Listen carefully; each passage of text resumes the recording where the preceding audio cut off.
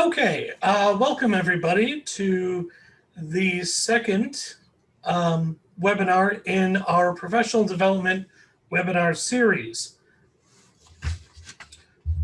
A few housekeeping notes before we get started. Please use the chat area to post any technical difficulty questions that you may have, and the Q&A area to post any questions for the speaker for the end of the webinar. Finally, there will be a short 5-minute break about halfway through the webinar.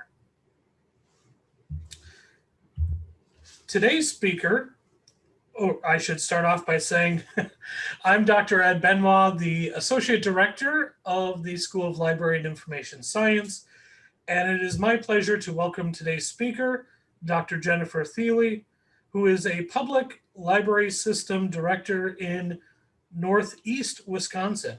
She manages 7 libraries, most of them in rural areas, and has a PhD in Information Studies from the University of Wisconsin-Milwaukee. Her dissertation focused on access to information in rural areas, and please join me in a virtual round of applause in welcoming Dr. Thiele to present.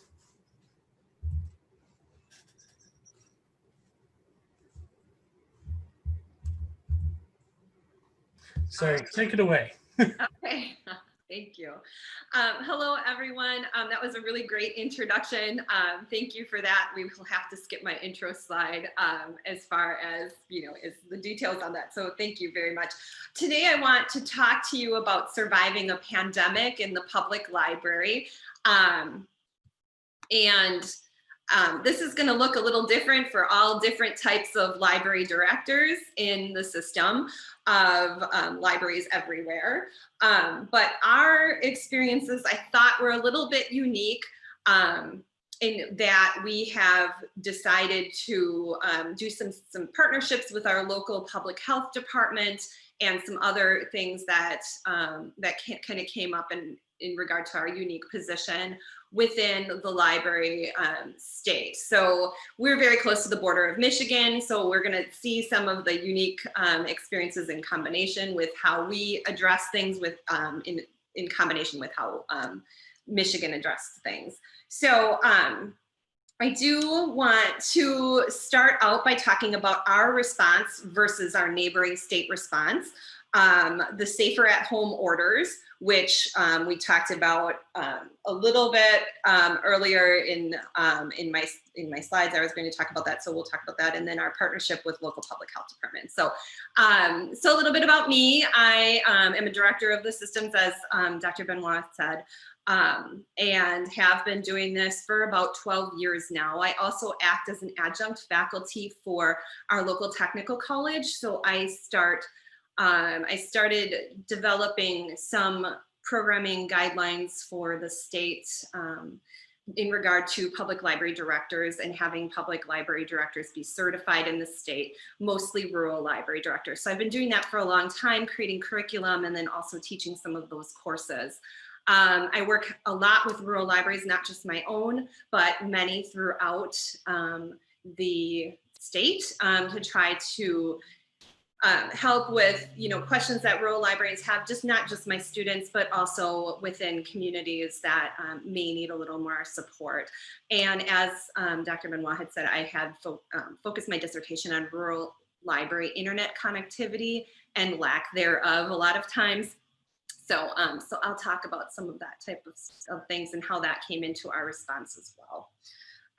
So we can move on to my county. So geographically, Marinette County is one of the biggest library counties in the state. It's the second largest. So if you look down in the right-hand corner, Marinette is the city where it's the county seat. So it's basically the biggest city. It's approximately 11,000 people. And within the county, it is the largest. That's where my office is based. However, we do have several other library branches within the county, and they are, as you can see, one that's slightly south is Peshtigo. I don't know if many people have heard of Peshtigo. Up here, it's kind of a big deal simply because on the same day as the Chicago fire, the Peshtigo also area also had a fire, and it actually killed more people than the Great Chicago Fire. And so it's something that really pervades the culture out here. Every September we have memorials and remembrances of that time. A small city, approximately 3,400 people, and it's very close to Marinette. So and the reason I want to talk to you a little bit about each of these communities is I want you to kind of understand how different they are from each other. We also have our tiny littlest library up in Goodman, Wisconsin. It's open 3 hours a week. It relies heavily on interlibrary loan. It has a small collection. It's in a school. The internet up in that area is so poor that we really can only get internet to folks within the city limits. Anytime you get anywhere outside the city limits, you just do not have the ability to connect. So, we'll talk about this a little more later when I'm talking about internet and what's starting to happen with the pandemic. 250 people in Goodman, Wisconsin, if you are interested to know. The school district is a combined district, so a little bit more within the school districts, but it's a very small town and a very, very small library. In the middle of the county, we have 3 branches. Wasaki, Crivets, and Coleman. Those are basically vacation spots. So we get a lot of traffic from people outside from the big cities of, Milwaukee and Chicago will come up and that's important because we need to have, appropriate internet access there. And again, that's a problem in that area.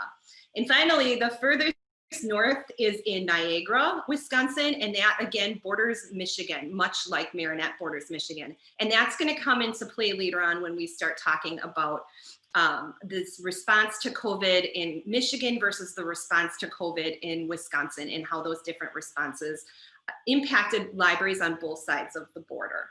So, so very different communities, different collections, all the same problem with internet connectivity. Some are better than others. Obviously, Marinette has a better internet connectivity being in a bigger city, but places like, Goodman, Niagara, Coleman, Crivets, a very big, big problem. Okay. So I wanted to lay this out as a timeline of events, just simply because with COVID, everything happened so quickly that we were really, minute to minute, we were trying to really make a lot of really big and heavy decisions.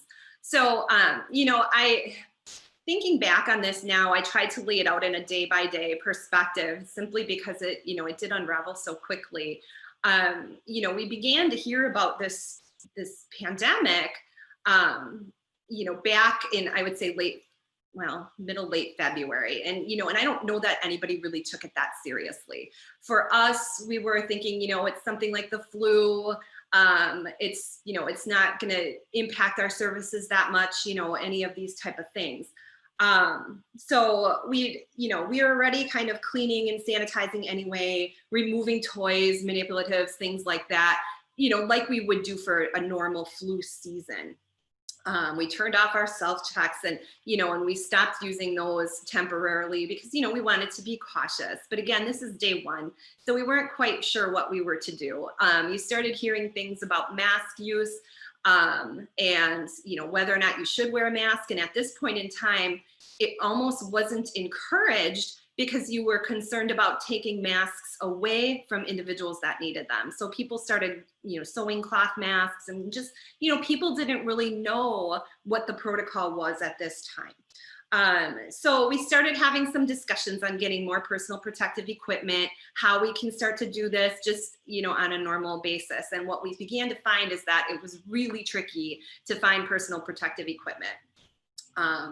We were, looking at what we can do to keep our patrons safe. So as things started to unfold and we started hearing more about this virus, we began having discussions about our library programming. Now, we have lots of kids programming and lots of adult programming. And so we started by saying, should we be having these preschool story times with, 20 kids crammed into a, into a room? Well, now that's a no-brainer, but back then it was a foreign concept to us. So when my, story time came up that Tuesday, I was talking with the children's services librarian, and she said, maybe we need to start looking at stopping programming, at least temporarily. And I laughed. I said, no, that's crazy.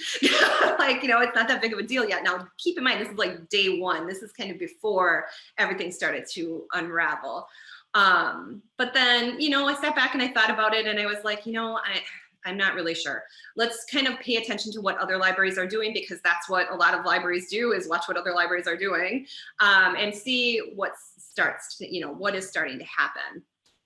In the meantime, I'm watching closely our Michigan sister library. So we have a library that's maybe a mile away from here, and it's situated in Michigan. So as many of you, and maybe most of you have heard that, obviously governors responded to this crisis in different ways. In Michigan, it was a tougher response than it was originally in Wisconsin. So we were, kind of watching what Michigan was doing and trying to model it, but we didn't want to model it too much because our state was different. And, so it was, we were keeping an eye on Spees Public Library, which is our sister library. And what ended up happening was, before, they had immediately canceled programming, but they were starting to close off their stacks to the public and just have people do curbside type delivery. And at the time, I remember thinking, this is absurd. The world is ending. How can we close our stacks to our patrons?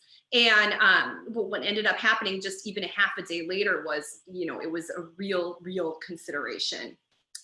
So, we were kind of watching, to see what they were going to do. We started asking around about getting wipes and, sanitation, things like that. Amazon, we started trying to order gloves, and we realized we couldn't get gloves all the way till like May.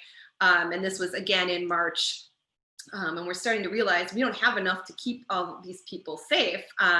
So, I did reach out to our public health department, and I reached out to our maintenance department, and and several other departments. And I said, well, do you have PPE that we can use here in our library? Because, we're dealing with the patrons a lot, and there was a real shortage at that time. So I remember asking public health, and she was like, well, what do you want, an N95 mask? And I was like, no, just something, at the time we didn't, you're stepping over that line. Like, you don't want to take it away from people, but you need it to be safe. So I do remember going to emergency management and asking if they had gloves, and they said, yeah, we have gloves. So they gave us one tiny thing of gloves and some tiny sanitation wipes. So, and when you're talking about like lack of PPE, and I felt so bad at this time, because I thought, well, I'm going to take these wipes because we could really use these tiny wipes to wipe down glass and, and things like that. But, and I looked at her and I said, I'm going to take this for wiping down glass. And the head of ER services was like, are you sure you really need that? Because we could really use it for injections. And then I felt guilty, so I gave it back. So, this kind of stuff in the beginning where it was a real shortage. So you almost kind of feel bad for having the services that you do. So we can move to the next slide. Okay, so this is our programming sign. Eventually, we took things seriously enough to say we need to cancel our programs until further notice. And it was very heartbreaking for staff. And I'll say this multiple times throughout this presentation, but libraries are always meant to be we're so inundated and ingrained with welcoming people to the fold and wanting people to be here. And now we're saying, stay away. And, it was really hard for a lot of people coming from programming to say, now we need to step back for a while and cancel our programs. And so along with that, we needed to start looking at other options for people. We were just on the cusp of our summer reading programs, and everyone had that planned out. So this is March. Our summer reading programs are done, being planned in January. So we've got speakers, we've got fun events, jugglers, all of our curriculum that we planned for the summer is now canned. We can't do it. So trying to modify all of that was actually a really challenging thing. So, we started looking at virtual programs. And, again, when I mentioned and I showed you that map, of Wisconsin and Northeast Wisconsin, a lot of the areas that I'm showing you in our service population, they don't have internet at all that can run Facebook Live. I mean, they really don't. So, so you're missing a huge part of your population by doing virtual, but we still really wanted to do something. We really wanted to do a program, and divert some resources into doing that. So what we ended up doing is a program called Beanstack.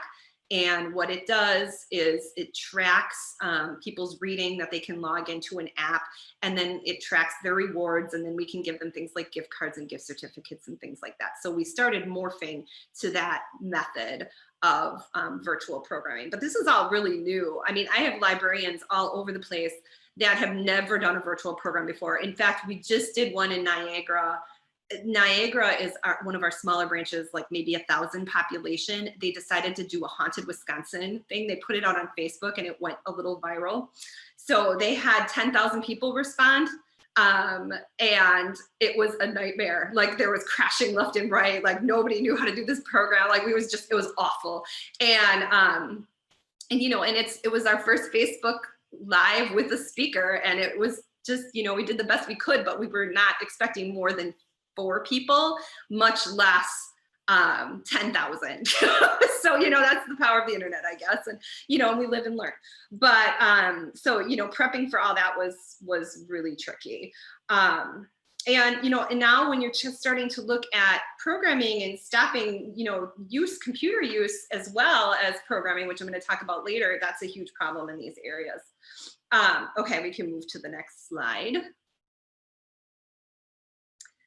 Okay, so I'm just trying to situate this into when, how fast this is moving. Now, this is like day 3. So libraries are starting to actually close, which is alarming, like left and right. And so we're trying to keep track of who is closing and who is staying open.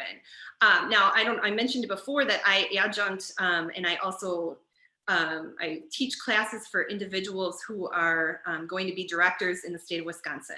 So I have a lot of directors, they're already directors, they're taking these certification courses and they're in my classes and they're just panicking like, Jennifer, oh my gosh, what do I do? Do I stay open? Do I close? And, and I'm just trying to keep them updated and help and, and keep a spreadsheet so everybody knows where we're at. But it was really hard because you had all of these libraries, especially rural libraries, that this is new to everybody, but if they close, it's just so critical to their communities. Everybody was really, really, was really upset. And so trying to navigate not only the students, but my own employees who are now starting to panic, like we're starting to see libraries closing, what happens to my job, what happens to, our communities, things like that was really kind of grueling there for a while. And so we're seeing some libraries starting to modify and doing some curbside things, which in my opinion, curbside is just not the same because when you have a rural community, you need to offer the internet. That's the key portion of what you are offering them. And so, yeah, you can get them books. But what if you don't have interlibrary loan? A lot of our collections are very small. Our collection in Goodman, Wisconsin is the size of a closet, and we rely on interlibrary loan. So as soon as delivery started being questioned as far as being stopped, I was thinking, wow, we are pretty close to having to close. I mean, with what we have, that we have the resources for others. Now we have outside Wi-Fi, and we do see a lot of kids sitting outside the, our buildings, catching the Wi-Fi on their phones or on their Chromebooks and things like that, which, Wisconsin is cold. So especially now I drive past and it breaks my heart because I see these kids that are in virtual school right now and they're sitting outside the library freezing, but they have to get on their Chromebooks to get the Wi-Fi. So, again, that all was playing in our head when we're talking about closing. So we started a statewide spreadsheet to try to figure out who was closing, who was opening, who was doing curbside, what's going on. I began to talk with my library board president about what we need to do next. Should we do curbside or should we just skip over that whole thing and just close? And that was hard. Our county executive, who has been in close contact with us through this whole thing, had recommended that we close altogether. because of some of these issues that we were facing. So eventually what we did is we did decide on a close date. Our interlibrary loan delivery had stopped. We didn't have much in the way of, local resources in a lot of areas. And, it was beginning to get too dangerous, truthfully. So we were really very conflicted about all of this. So when we decided on a close date, we gave people, and this was countywide, we gave people a couple days to come into the library. And it was like supermarket sweep, I swear to goodness. It was people just all over the place, panicking, grabbing books. These are just local books. These aren't even like the ones moving through the system for interlibrary loan, because at that point in time, interlibrary loan had stopped. So people started to panic. And I noticed that a little bit when we opened again. People have a lot of books out on their card. If you were to look at their cards right now and compare like to history, I'm pretty sure most people are averaging like 50, 60 books on their cards, like just in case we close again, which actually did have to happen. And I'll talk about that later. So we can move to the next slide. So now I was really conflicted about all the decision making that had to happen on the local level. And what ended up happening was there were a lot of library boards that were really against closing, and then a lot of library boards that were really for closing. And so directors were kind of being put in the position of not knowing what to do and making everybody angry. So I ended up really, after we decided to close, I decided I'm going to call the governor's office, because I'm curious as if there would be some type of mandate that would be in the works. We're lucky in the state of Wisconsin that our governor actually used to be the head of Department of Public Instruction, which is our state agency for libraries and schools. So he's really in tune to our libraries' plights. And so I really wanted to try to find out, get a beat on whether or not they were going to do some type of statewide safer at home order. I know we're in the Midwest, so 2 states were a little more locked down than us. First went Michigan, and then Illinois. They both had issued safer at home orders. So I kind of anticipated this happening. And it was actually really funny because I called the governor's office, and I was trying to be super professional, but I was at home because, it was late at night when they called me back, and my kids keep trying to connect to Bluetooth, and it keeps knocking me offline. She must have called me back like 4 times. I was so mad. But anyway, as an aside, that was very frustrating, but they were very kind to me and said that they really have to try to walk that line between government overreach and being able to keep people safe. And I get it, because, you feel the same as, an administrator of anything. So I was not really surprised, though, when the safer at home order came just a couple of days later. And, to be truthful, I did breathe a sigh of relief when this happened, because I was very, very concerned that, we were going to have to continue to make these health and safety decisions. And I didn't feel really equipped to make them. I said, I've gone to library school. I have a PhD. I'm like, but I don't have a medical degree, and I don't know what I'm talking about. So even now it comes up all the time where I'm just really baffled on what to do. So when Safer at Home came out, basically what that means is that any non-essential employee is to stay at home, and you will go back to work when, after this period of time. So, when we heard this, we were like, what is that? And what does that mean for people working behind the scenes? Like, does that mean we can empty book drops? What is it? So it actually is really interesting, because my husband is considered an essential employee. So he works, and this is actually kind of funny, but, he could not be more essential, because he works in a factory where they make wipes, like sanitation wipes. So he had to carry a little card in his wallet. So if he gets pulled over, he's an essential employee and he can be working. Now, obviously with the library, I never felt less essential in my life. I was like, oh man, we do all these things, and, and you feel like there's all these people and they're starting to be stuck at home now. There's no school. They need internet. That's essential, and it was really hard to take. So being safer at home, you would have to have some kind of a card or something that says that you are essential and you're making essential goods or you're doing essential things. which, you know, again, with the kids offline for school, I really felt like, you know, that conflicted, because am I essential? Are libraries essential? And that was a good question to kind of take a look at, because some libraries were considering themselves essential in that they were bringing in their entire library staff in working government behind the scenes, even though the libraries were closed. So they were literally like making up work for people to be there. And I just didn't like that idea, because I thought if we're going to be safe and, you know, let's do food, medicine, you know, sanitation, like PPE, that stuff to me was essential. But bringing my librarians in and making up work for them to do just so they can be on site, to me, you know, was tough. But then I also grappled with the idea of internet coverage and people needing that. And, you know, and the big question of, is the internet essential? Is it a public good? You know, some of these things. So it all rolls through your mind as you're panicking and dealing with the, you know, with the other things. And then, you know, some of the other questions like, can we empty drop boxes? Can I deliver work to people at home? We were lucky enough that our county executive had said, you keep your employees employed. Make sure that you get them telework to do from home. And so that alone was a huge project to try to come up with enough work that employees could do from home, while at the same time, employees are panicking, like, am I gonna go on furlough? Am I gonna have to file unemployment? Maybe I would like to file unemployment because I don't get paid enough and there's a $600 thing. And you know, you can't blame people for that. Librarians are notoriously underpaid.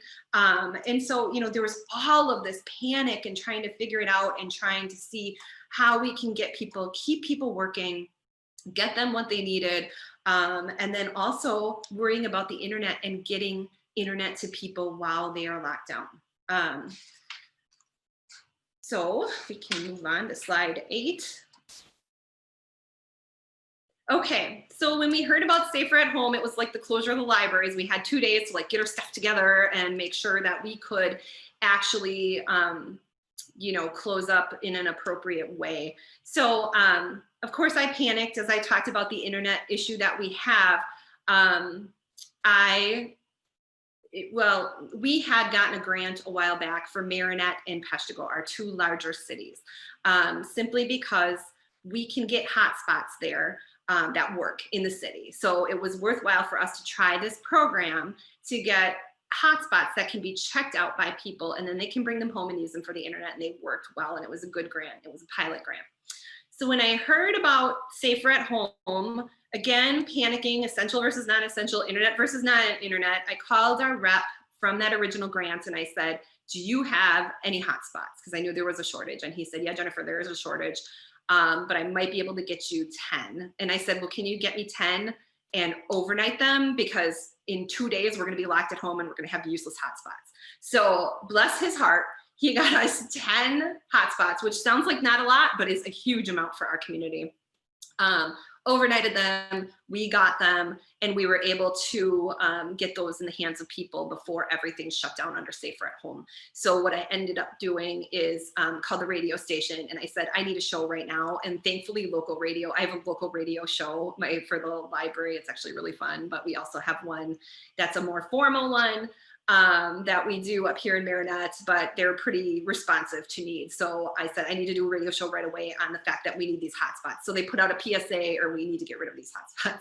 So they put out a PSA saying, library has hotspots. If your kids are at home and they're doing, you know, virtual school and you don't have internet and you can connect, call Jennifer at the library. And then we also had a hotspot email set up so people could email in and say, you know, they wanted one. We also put it on Facebook, and at first we were like, that seems futile. If you don't have internet, you're not gonna have Facebook, but that's not necessarily true, because people have their phones and can look on there, but that doesn't necessarily mean that they have great internet at home. I'll say that my internet is pretty decent, but having 3 kids on Zoom, it's not decent. So having backup internet was important. So the next day before everything shut down, I was sitting here behind the desk, like checking out hotspots really fast to get them in the hands of people, so they could make sure to have some internet connectivity. And that did my soul a little good, because I just was really grappling with this closure and trying to figure out how we could continue to get services to people who really needed essential services like that.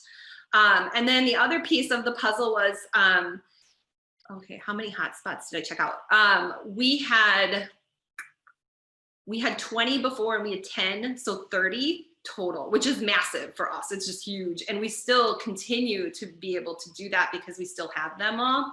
And people are getting word of it. So they're really moving and it's been a really successful program, which it was a risk to take because you do have to commit, like, I don't know how much, like if these are like $25 a month per hotspot for 10 for a year. And so you have to know that you have that money. And we were lucky because we were squirreling away some money.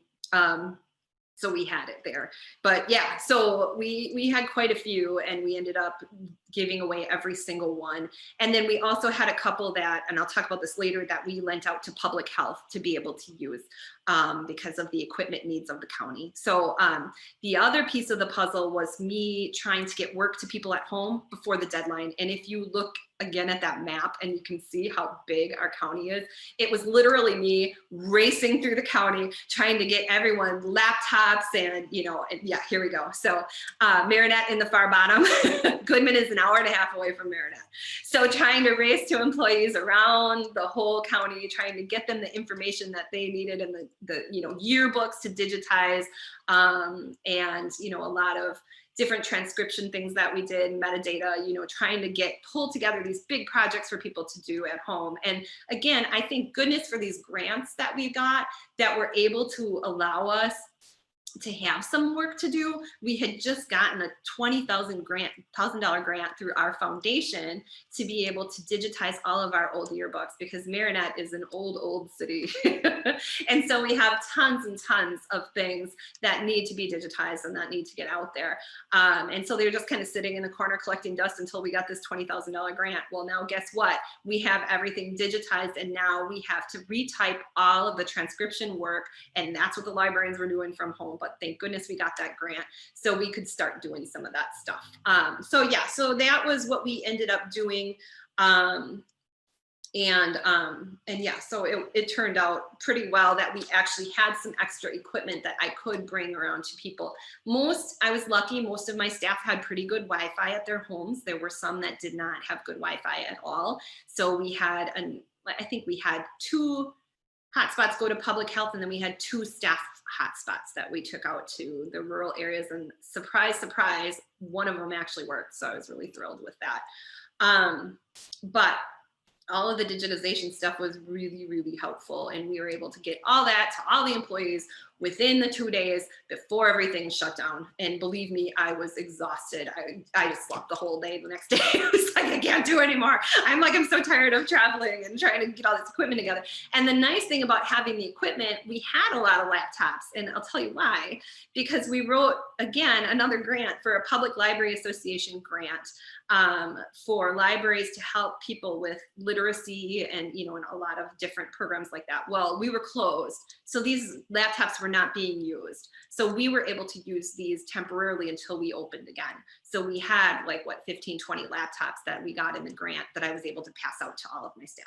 So, again, we were super duper lucky to have all of that. Okay.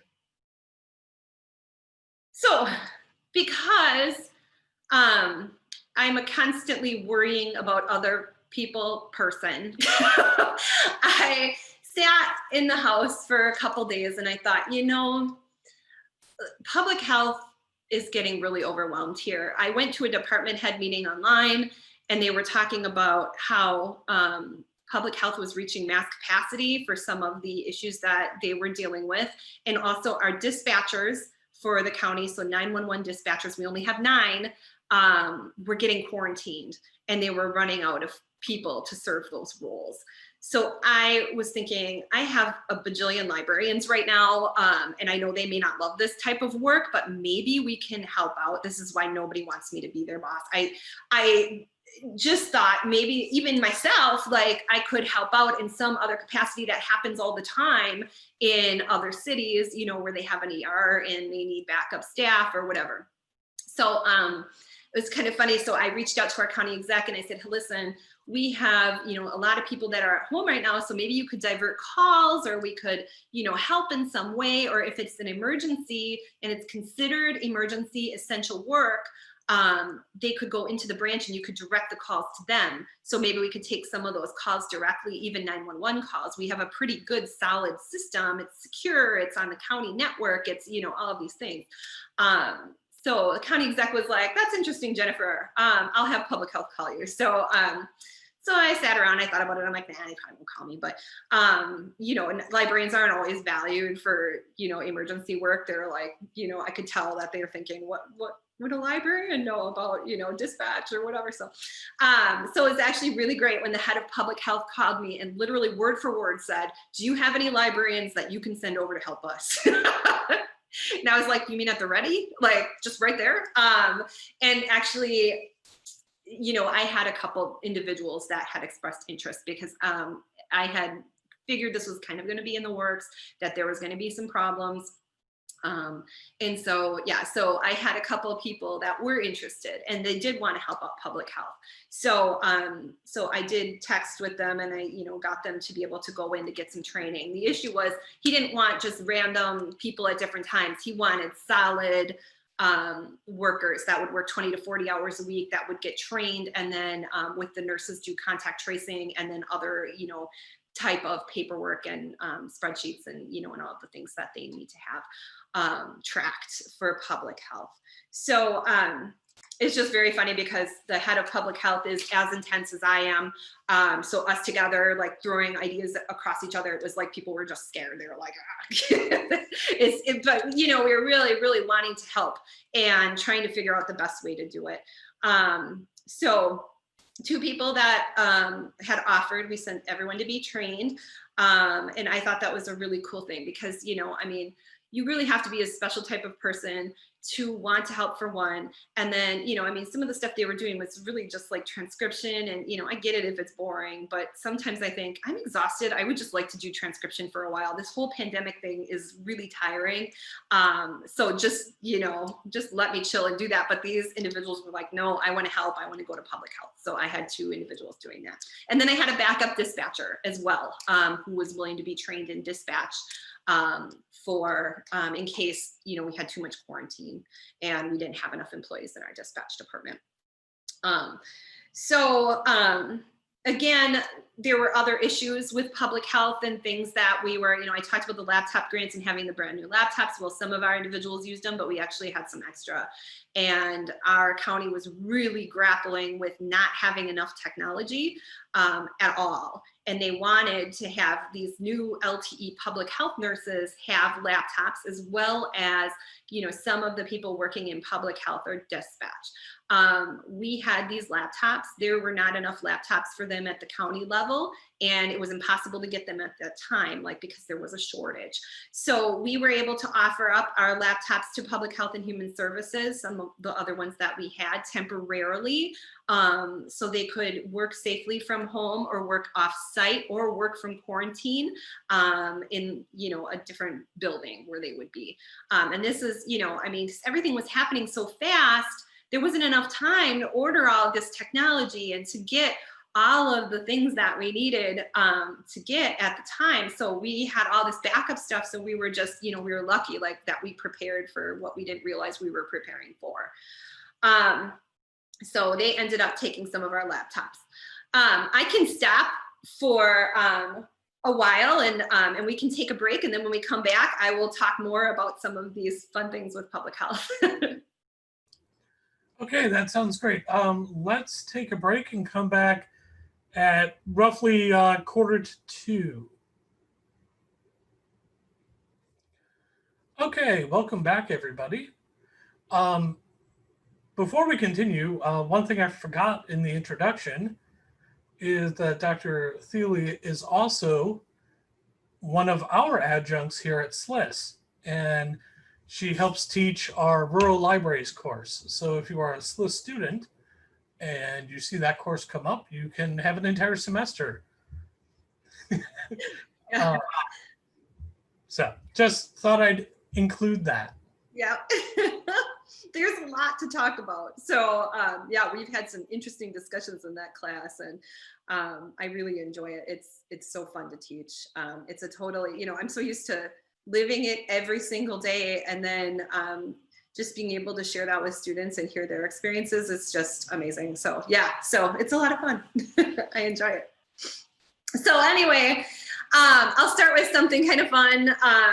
We, you know, now after going through all this, we're all so exhausted. You know, we're dealing with the library closures, everything else, and this is happening within a period of 2 weeks. So I was like, oh, geez, I just remember not even that long ago on day -7 that we were all at the Public Library Association conference, and that's me kind of in the middle and a bunch of other librarians, and that's how close we were standing together. And all those people behind us were all those people behind us at in Nashville at a it was like a vendor type event. And I just thought to myself, this happened not even that long ago, and now we're closing libraries. If we would have known back then what we know now. So it just was all like so super exhausting that I had to look at this picture and just laugh. Like, you know, look at how we're all so happy and energetic and close together. So anyway, I just thought I would start with something kind of fun, but it really wasn't, you know, it's really something that you just did not anticipate in the way that it happened. And so, you know, so being able to reminisce was nice in times of stress. So yeah, we can move on to the next one.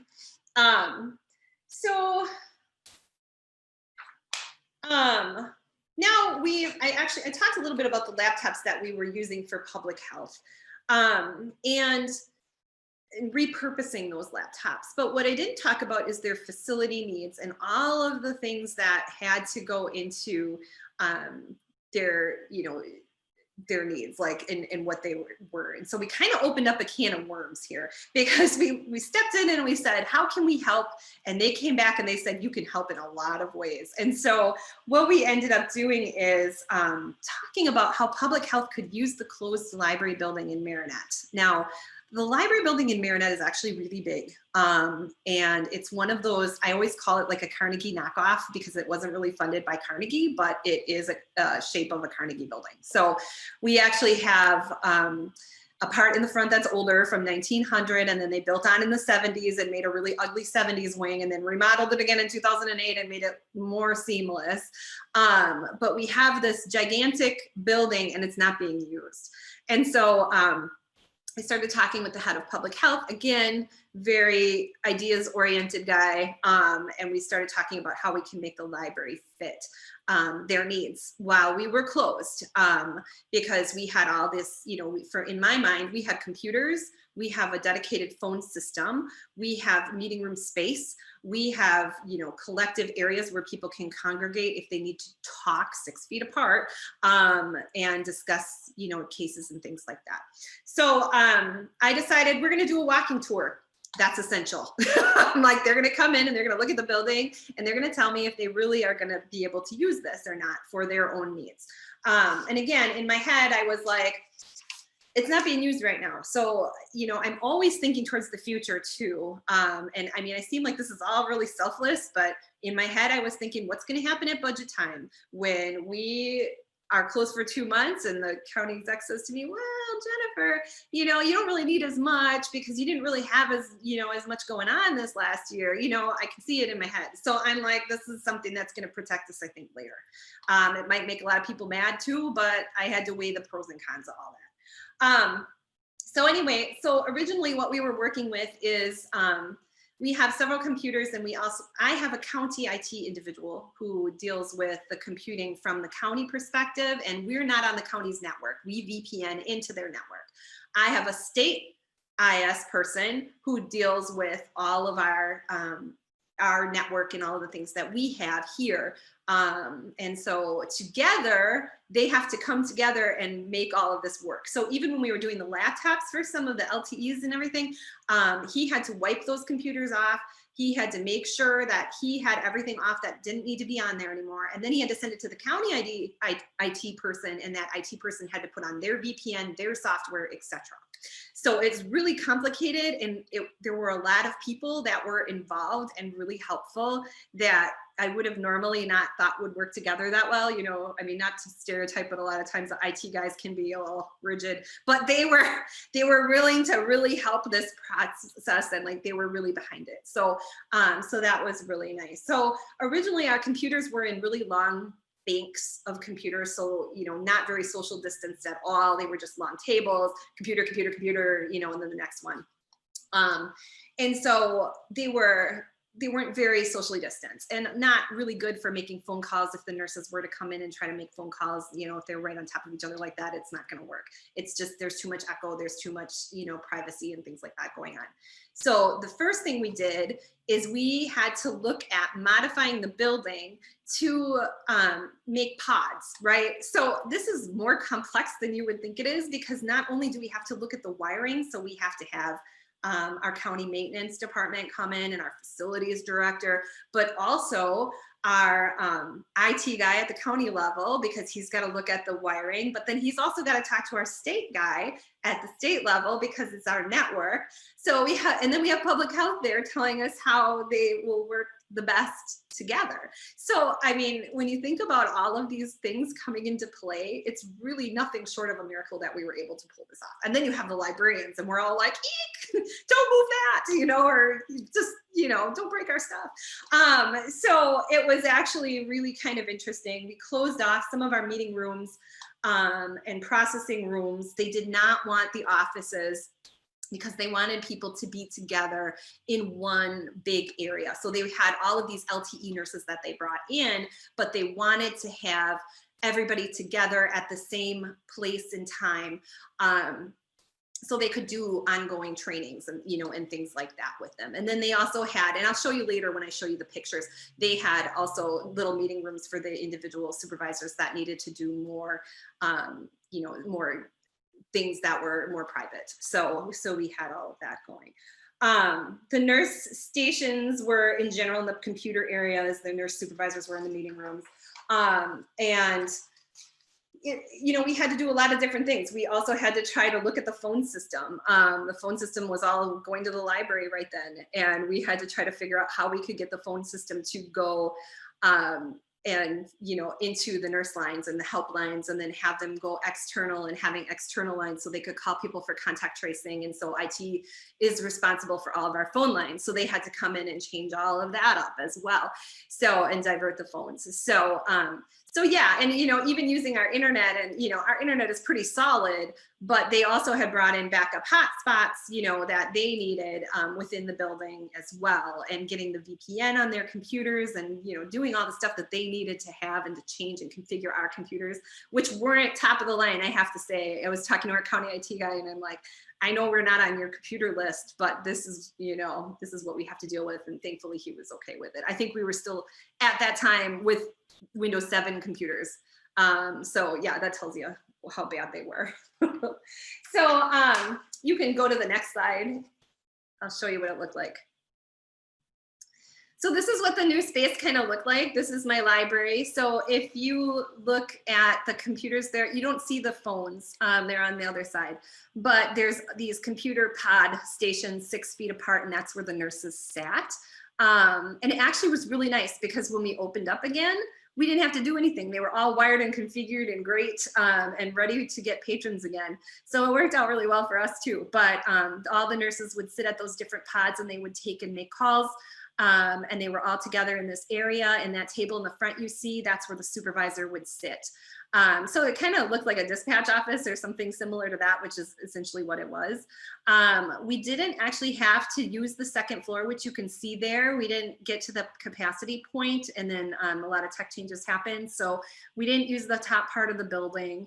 But we were able to use this bottom part. And then you'll see on the left-hand side, there is a meeting room, and that's the meeting room where the supervisors, other supervisors stayed in. It's a big meeting room, but only 2 people were allowed in. So it was actually kind of a neat, you know, thing that everybody worked together to make this really cool space. And it was used by the LTE nurses. So it was actually really bizarre, because I was still coming in because I was, doing essential things like emptying the book drops and doing all those things. And there'd be, a ton of people in my library and I didn't know a single one of them. Like, it was like, these are not librarians. And they brought in some amazing treats. You wouldn't think nurses would, but hey, I'm telling you, my break room was full of stuff. It was awesome. So anyway, so they were there and while the librarians were still off. Okay, so the next slide. So now things change again. And I didn't put down the dates, but I wanted to talk about what happened in April and May, which is really specific to our state. So as you know, we were under safer at home orders. And we had a document called the Badger Bounce Back Plan, which we were trying the best we could to follow, knowing that we would take these certain steps in order to get back to business. And curbside was the next step, but so we were in the throes of that when Tony Evers had made the announcement. Tony Evers is our governor, that libraries were able to, as the next step, offer curbside services for books. Okay, so now we're back to some type of service. The nurses were not done with the building yet. So we had librarians and nurses working together. Nurses were doing contact tracing in our computer area, and we were in the back doing curbside for patrons. And it actually worked really well. Everyone worked really well together. It was bizarre and very Twilight Zone, but they were able to do it. So while this is all going on, we start preparing bags, hotlines, getting PPE supplies ready. I'm chasing again out to all the branches to make sure they have everything that they need now. That map, like an hour and a half to Goodman, I'm telling you. So trying to order it and get it to them and fight to get gloves and everything else and make sure that everyone has what they need to be able to start doing this. Getting the bags was easy. And actually it was really funny because we ordered bags, but until we could get them to come in, we were using grocery store bags. All this happened so fast. So my son, I gave him the job. He was the volunteer coordinator to take all the receipts out of any bag that we have, because we save so many in my own house. And I'm like, make sure there's nothing that says, a box of wine or anything like that. So anyway, so he was my helper to get all of the bags so we could use those to be able to put the books in the bag and get them out to people. So we had to come up with all of these new policies and procedures and everything else, because this is a service we've never offered before. We didn't offer it before we shut down. So that was really, really tricky, trying to figure it out and make sure, because there were still a lot of people working off site. Who's managing the Google Doc? What time frames? How far apart are we going to have people? What are we going to do? What's going to happen if it rains? Do we put it in someone's trunk? Do we put it on the shelf? Do we, this kind of stuff? It was all real squishy. So yeah. And at the same time that this is all going on, Michigan is still really locked down. They can't do curbside, and they can't be open. So we have tons of people from Michigan calling us like, can we get library books? Can we get hotspots? And so trying to incorporate that. So what we ended up doing is we usually charge $25 for patrons from Michigan to use our library. We waived that and just said, come get a library card until this pandemic and you're open. We're just going to be good neighbors and say, you can have library books from here and you don't have to pay the price. So we ended up doing something like that. But that was the case in both Niagara and Marinette, where it was really, really needed.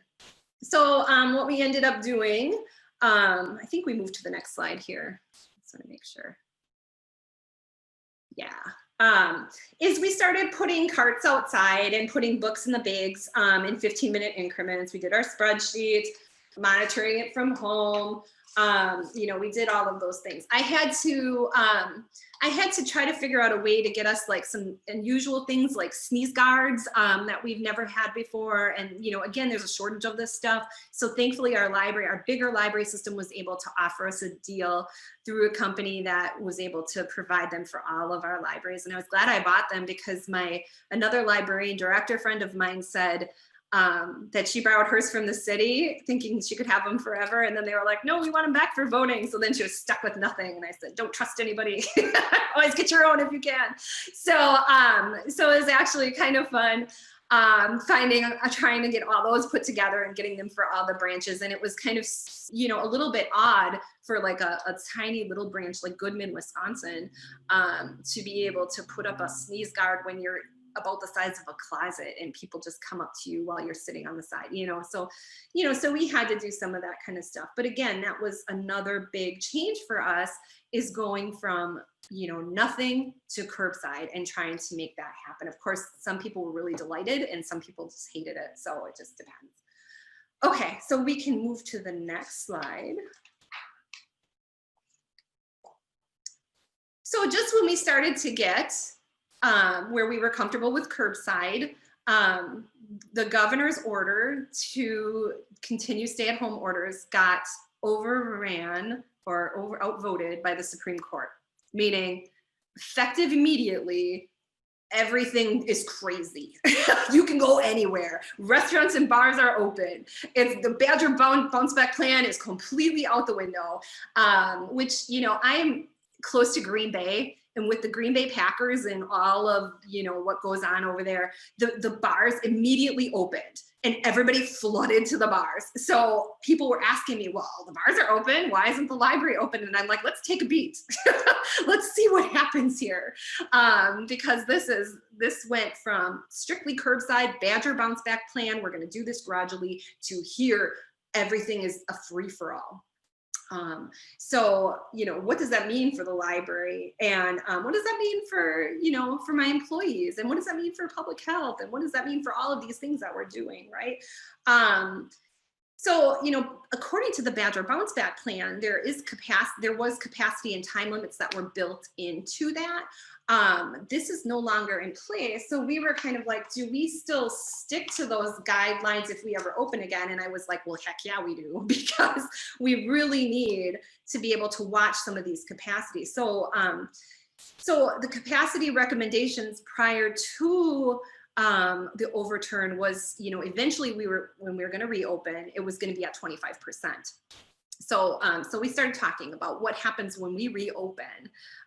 Do we want to do the 25%? Well, in Marinette, at my big branch, 25% is like 80 people. At my branch in Goodman or my branch in Wasaki, capacity at 25% is 4 people. So that was a real interesting, kind of dilemma to have to live through. So we tried to do branch by appointment and things like that once we open again. But anyway, so we did actually go back to talking about being open again. And it was funny because, of course, there's always, people are really interested in the library when things like this are happening. So there was media at my board meeting, and I knew as soon as it came out of my mouth, I knew it was going to be front page. And sure enough, it was, director explains why libraries are different than bars. Because what I said was, we need to really watch, what we have that's coming in and out. We have library books. If, we have to worry about quarantine, we have to worry about meeting room space, we have to worry about people staying and hanging out and computer appointments and things like this. We can't just open and have everybody come in. So it was just a terrible and funny quote, but it really was me trying to say, we need to be thinking about how we open. We can't just open like the bars are opening. So we tried to really push this grab and go philosophy of, you come in, you get what you need, and then you leave. And it was so painful to all the librarians, because always since this, history of time, we've been like, come in, stay a while, stay forever. We love you. And now all of a sudden it's, it's different. So, so we started to look at, I talked to my board and I said, we're probably going to reopen, but we'll reopen really wisely. And, and this was the case for all of the libraries. So, so we, around the same time, public health was kind of trying to make their exit, because now they had gotten all of the equipment in that they needed and they could work from home. They were trained, it worked out really well. They took all their bakery with them and we were left sad, but they did end up leaving and we could repurpose back again to reopen. I did not kick them out. They did just go. The timing was actually phenomenal, because I was really worried, like, what happens if I do have to kick out public health? That will not sit well. So anyway, it was fine. Okay, next slide. Okay. So this is the saddest slide of all. We really did have to take all of our furniture and tie it off and put it in corners so people wouldn't sit. This is everyone's favorite spot to sit at the library. It's our fireplace area. And throughout the entire library, we had to adjust the physical space like this. We had to cram furniture into our meeting rooms. We didn't let people sit down. We did that grab and go philosophy. We set up a few tables, like a cold calculated like table with like a cold chair for 1 hour of Wi-Fi use. We had computer by appointments, but only an hour, and you can't go more than that. We really tried to make it seem as if, you need to come and do your business and go. And it was just a really hard thing, but we did manage it. Most people kind of understood why, but it was still kind of miserable for us. We did a YouTube video walking everyone through the new rules. That actually worked out pretty well. A lot of people saw that and they realized kind of what we were doing and why. We had our meeting rooms were not available, and there were some people that were really mad about that. They wanted to have those meeting rooms, and I can't blame them because it's the only place in town for a lot of places. And, and just thinking like political groups and, and other groups, like as far as like, and just nonprofits and things like that, there's just no place where they can meet for free. So they were really mad, but I had to explain, we have all of our furniture in our meeting rooms, and now we have quarantine books in our meeting rooms. So we started out having a 1-day quarantine of books, then it was a 4-day quarantine of books, then it was a 3, now it's back to 1. So we're like, it's just nuts. So we have all this stuff in our rooms and we have to keep it in there quarantined until it's ready to be checked in. So we just don't have the extra space. So we really couldn't win that battle, but we tried our best. Okay, we can go to the next slide. Okay, so things were running pretty successfully for a few months, like with limited hours, limited capacity, computer by appointment, except for those folks that would dismantle the furniture and pull the caution tape off, and but those were few and far between. So we've been running both, pretty well when we heard that someone in the building in Peshtigo had been diagnosed with COVID. And we were a shared facility, we share with the municipality, so it wasn't necessarily a library user, but they were on the side of the building. So this was my first COVID case. So we had to try to decide, how long do we stay closed? When do we open again? Does it matter that they're in the other side of the building because the library is closed off? Some of these questions that you're asking yourself was really, really tough. So we ended up closing for a while and then dedicating an exit and entrance to the library itself without having to walk through that building. And then shortly after that, we had a COVID case at our main branch, our Marinette branch. And that was actually a really big concern. So we ended up closing for 2 weeks. Our staff actually did have that. And so we had to clean and we had to do some of, those things as well. And oh my gosh, talk about having a hard time getting a hold of someone to clean your library during COVID. I tried everything, like calling every place on the face of the earth, and no one would return my call. And the county now has some new equipment that is like UV, UV stunner or whatever it's called, and then like a fogger and some other things. But getting my hands on that equipment, I was like a constant pain in the butt. So it was no joke to try to get this building cleaned. And so we ended up closing for 2 weeks, and we needed every minute of it to be able to get that all done. And then in the meantime, all of the staff are, really nervous because they're like, is this close contact?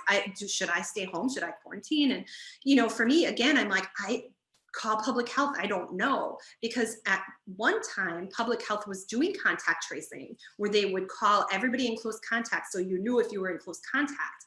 That day before that happened, they stopped doing that. So I didn't realize that until later. So I was like, well, public health will call you, or the person will call you, I don't know. So it's this kind of question that came up, and there was just no good answer for it. Okay, so next slide.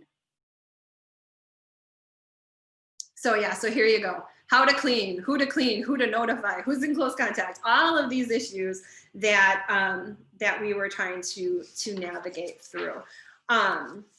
And again, sending staff back to work from home for 2 weeks. That again was, okay, here we go again. Let's make sure that you have enough stuff to do to fill your time, because you may not have 2 weeks of sick time. Likely you don't, or 2 weeks of benefit to use. So trying to compile all of that stuff again was again tricky.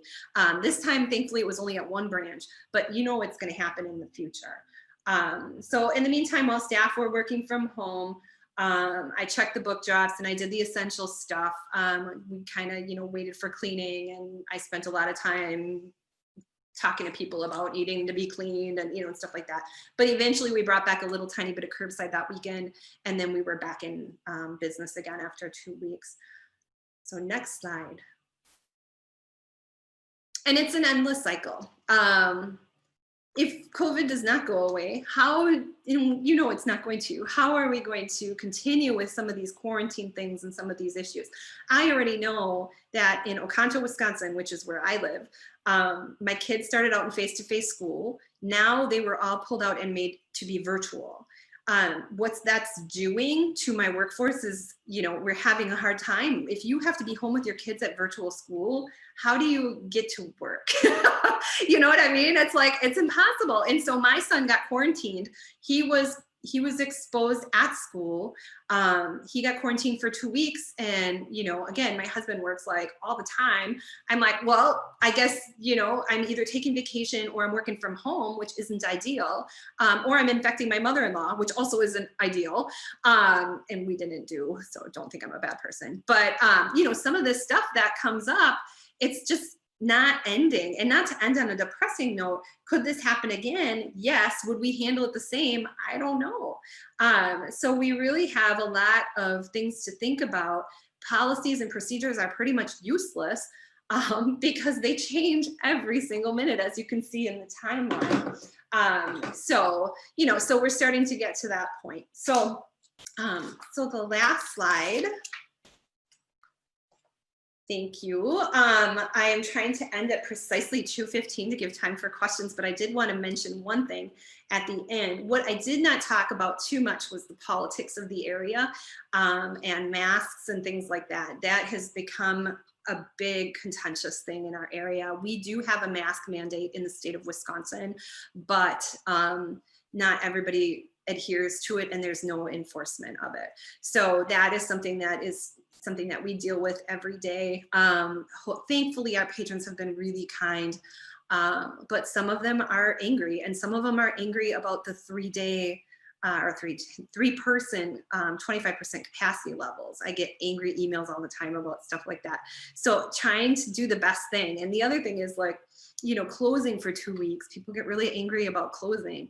And I just have to tell them, I'm doing this for your health and safety, and I'm sorry, I know that's inconvenient to you, but it's something that we just have to do, because if I hadn't done that and there was a director around here that had COVID, didn't say anything, didn't close the library, and now their community doesn't trust them at all.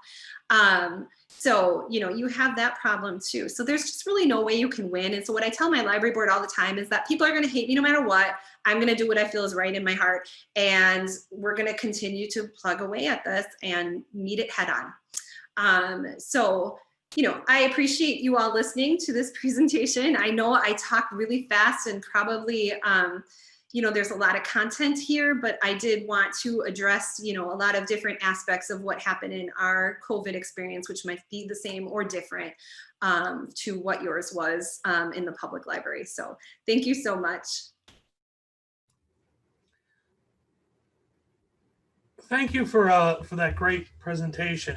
It was really interesting, and of course, as a Wisconsinite, it's nice to hear certain town names again.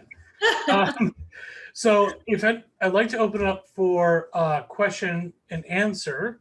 And if anybody has any questions, they can post them in the Q&A forum. But I do want to just start off with looking back on things. If you knew then what you know now, what would you have done differently all the way at the beginning back in March? Or even before that? Yeah, I think I would have taken it a lot more seriously than I did right from the beginning. because in the beginning, I was just thinking it was a passing thing, that it was going to be something like Ebola, or something like that, where you hear about it for a really long time and it's concerning, but then it kind of goes away. That's what I thought in the beginning that it would be. Not that it ever goes away, but some of these other type of things. So I guess I would have taken it more seriously and tried to plan it out a little better than what happened.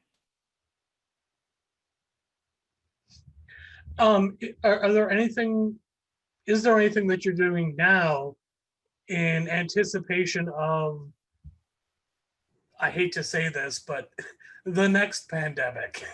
Yeah, right.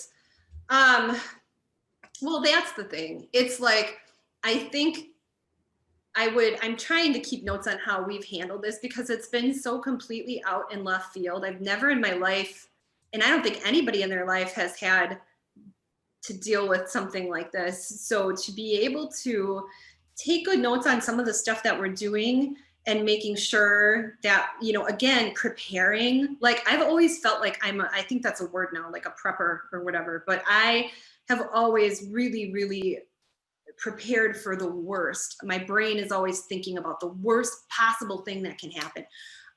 And so having a lot of that backup work was actually really good. Like, I think what I would want to do now is write for more grants that have some of that, digitization, some of the metadata, some of those things that people can do from home, in case something like this happens again and I need to, kind of keep people employed. The other thing is really trying to proactively make people feel better. I guess that's such a hard thing to say, but like to be more communicative from the very beginning. Things were happening so fast and I was trying to communicate so much out that it was really hard for me to be able to suck up all those feelings all at once. So I would go home and I would just be exhausted, because I talked to like 25 people and all of them were panicked, like beyond panic. Am I going to have a job? Is this gonna, I think I would try to more proactively get some information out there. So, so maybe planning that kind of thing for the future might be something good. In conversations you, I'm assuming, had with other directors and colleagues in medium-sized cities like Green Bay or Fond du Lac, which for those of you attending would be equivalent to Lafayette, Alexandria, or even the large cities of Madison and Milwaukee. And again, I'm going to translate here now, Baton Rouge and New Orleans. How are some of their experiences different than what you encountered, being more rural? Our big issue is internet. It's just terrible. We have kids in the school districts that are doing paper packets that people are picking up with the food program once a week, because there's no instruction. There's no Zoom, there's no computers, there's no internet. So you really think about that, it's disturbing. And that was something that really hit home for me, is seeing these kids sitting outside the library with the Chromebooks that they have, even if they have Chromebooks at all, in the freezing cold. And you're like, how can this be? How can this be a thing? That's what's so hard for me, is that, having such inequity as far as education for some of these kids, and not being able to do a thing about it, is really, really hard to take. So I think the rural areas really struggle with this internet connectivity stuff. And I can't see it changing in future. I mean, and it really makes you wonder about these communities and how they're going to survive. We fight this fight all the time about getting new businesses in, and, there's no reason for companies to develop broadband in these areas. And I know that there's some programs that are trying, but we just are in such need. So that was the hardest thing about everything, was trying really hard to keep people connected in a meaningful way. But, we failed. We fail because there's just no infrastructure in place. And so that's what, to me, is so hard as a librarian, is is heartbreaking to see these kids that they were our library kids, you know, right? So they come after school and they do their homework here and, you know, whatever the case. And now where are our library kids going? They're sitting outside, you know, and it's tough. So these kids are working 10 times as hard as somebody who has means and is in the city. And it's just not right. Any other questions?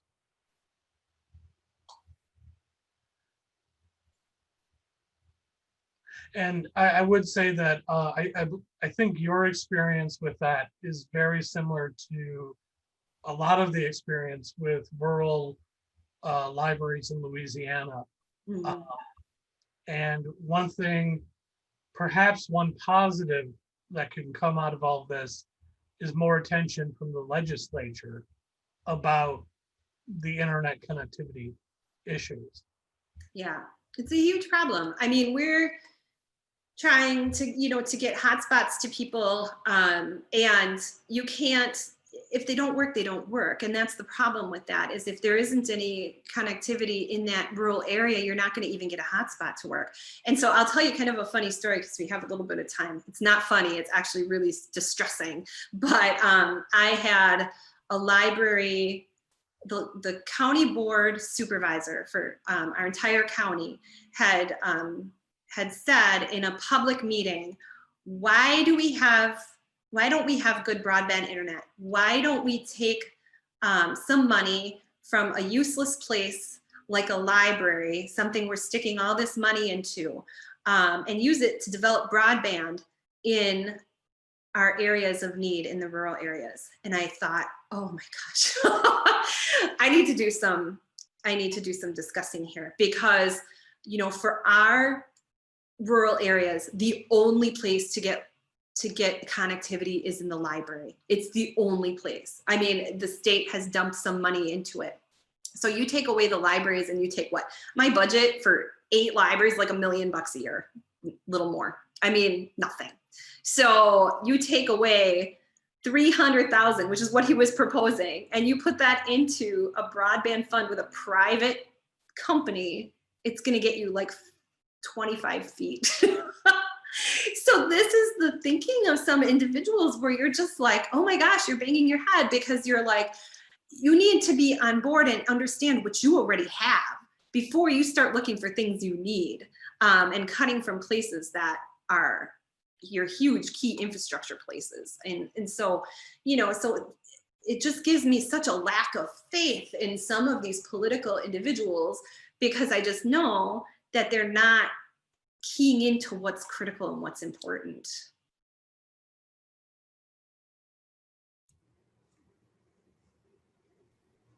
One last call for questions. Mm-hmm.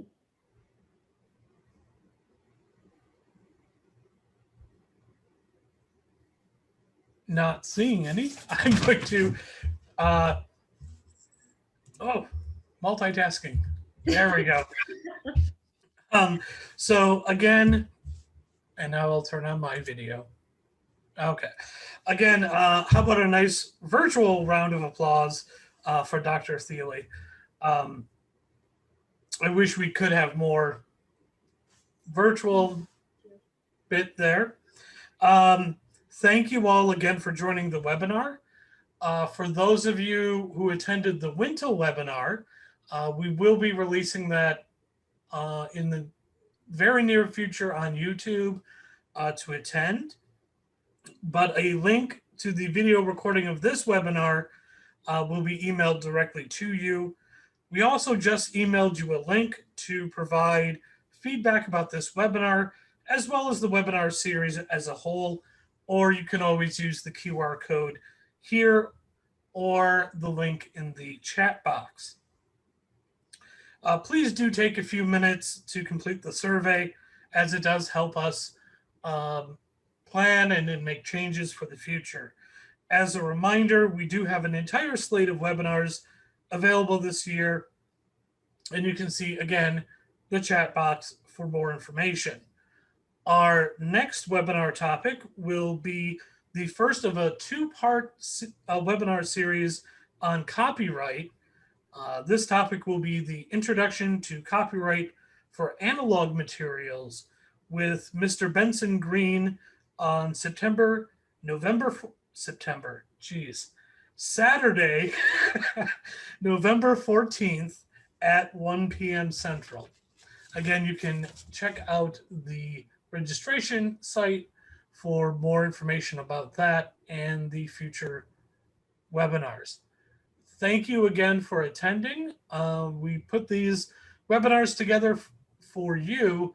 So if you have any thoughts on a future webinar topic, do indicate that in the feedback survey. And thank you, of course, to our speaker today for a very engaging and interesting